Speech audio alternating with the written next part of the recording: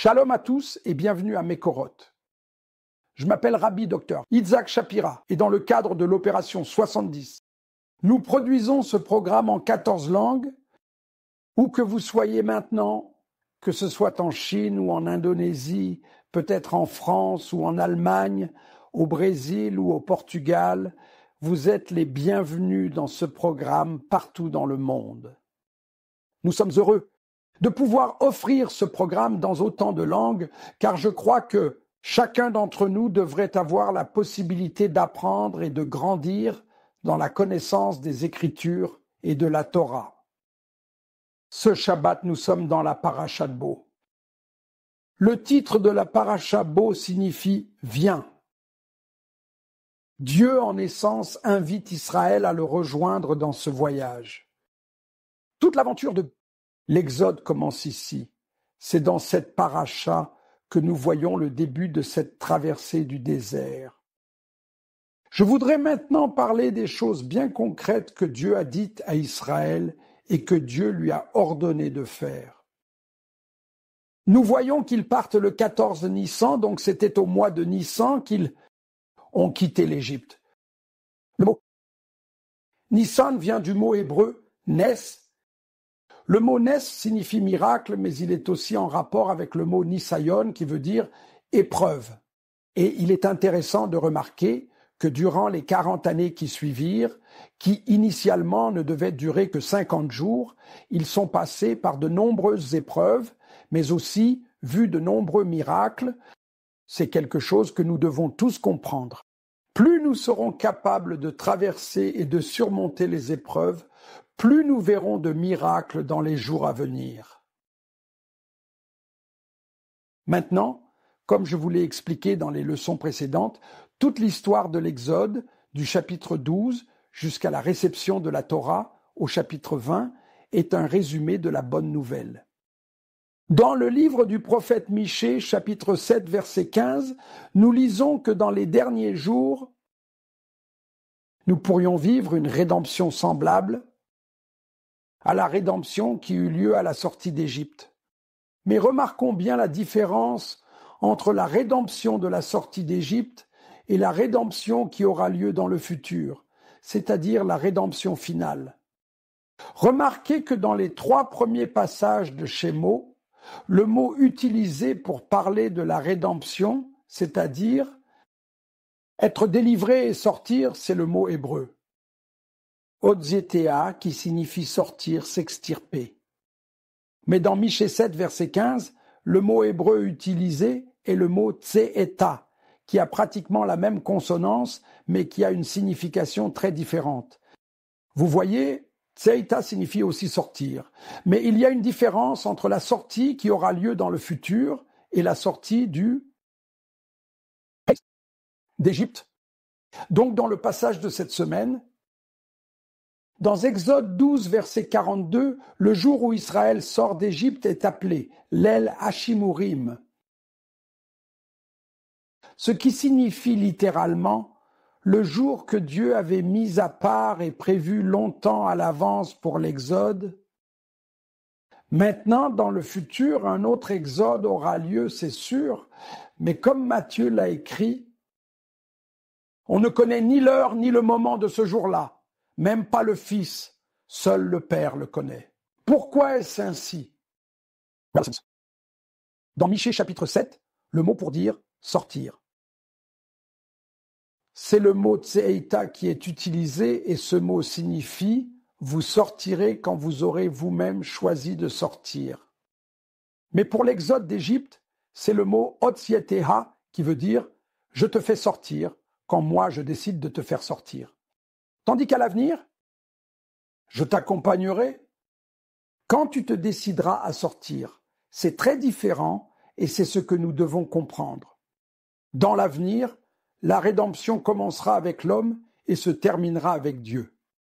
Mais la première rédemption a commencé avec Dieu et s'est terminée avec l'homme, 2 rédemptions très différentes. Et les rabbins posent cette question.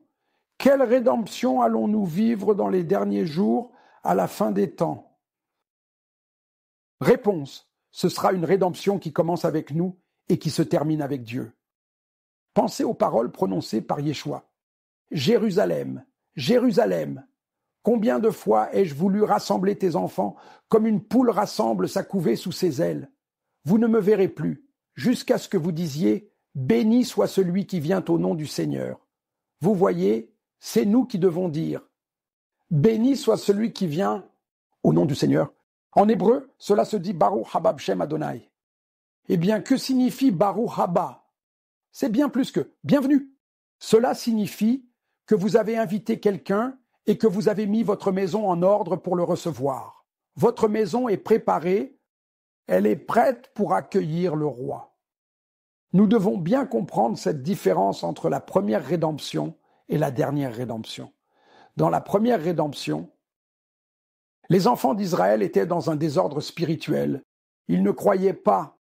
Nous avons lu récemment un passage qui disait qu'ils n'étaient même pas à même de recevoir les promesses de Moïse. Et pourtant, Dieu avait dit « Ani Adonai ».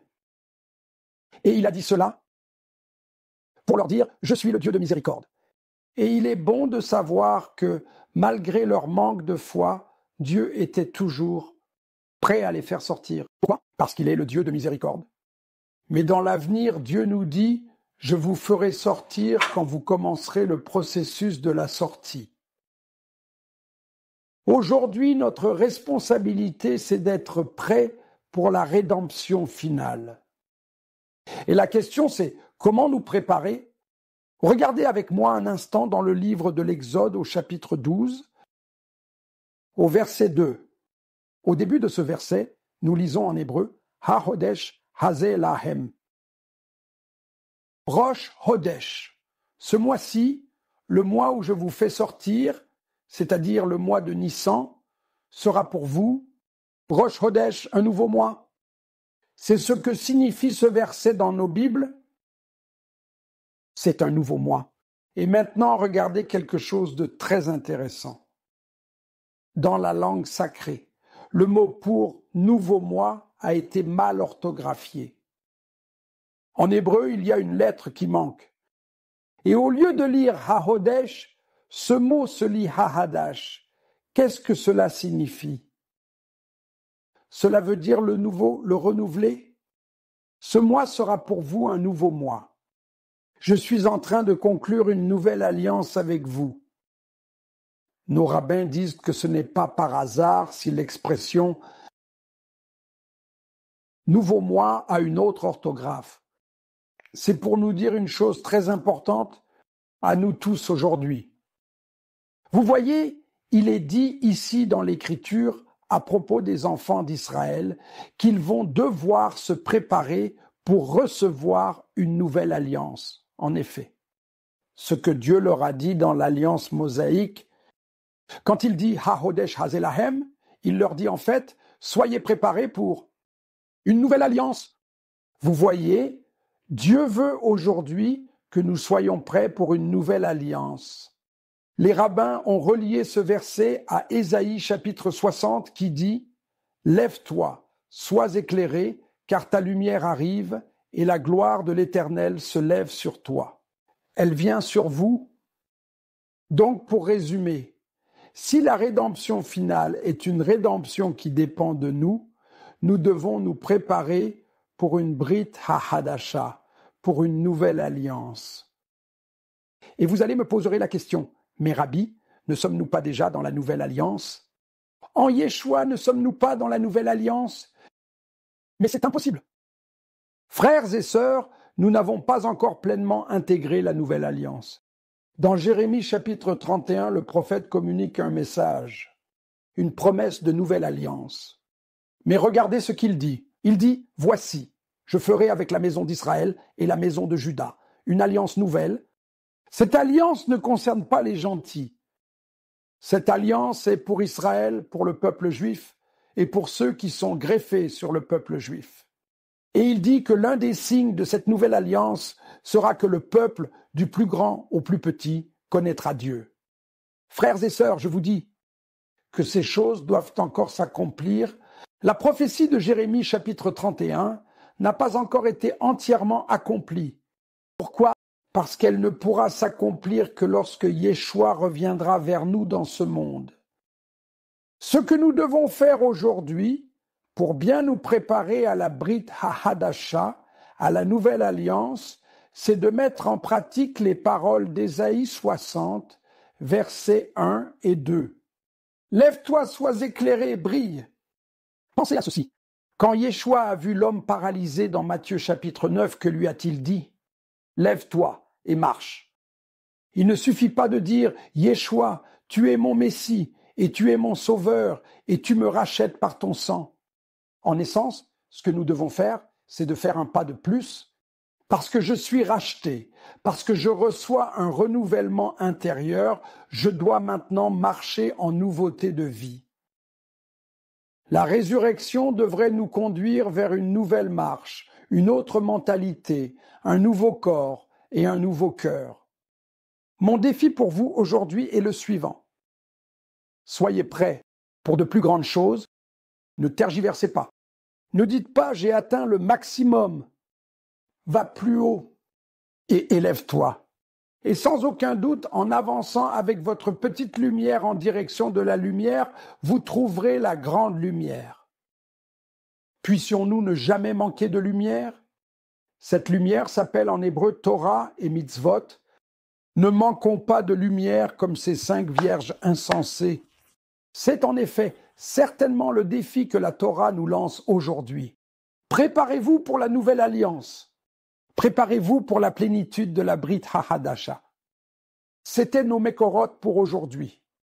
C'est une préparation continuelle à travers les bonnes œuvres, la Torah et les mitzvot. Shabbat Shalom.